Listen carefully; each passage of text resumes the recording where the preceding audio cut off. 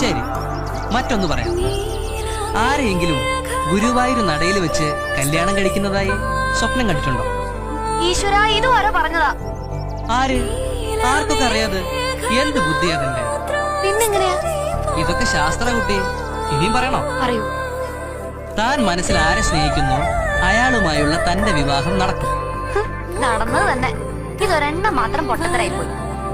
ഈ ജന്മം നടക്കാത്ത കാര്യം ആണോ? പിന്നല്ലാതെ. സൂര്യൻ പടിഞ്ഞാറുദിക്കേയിരിക്കും, എന്നാൽ ഇത് മാത്രം നടക്കില്ല.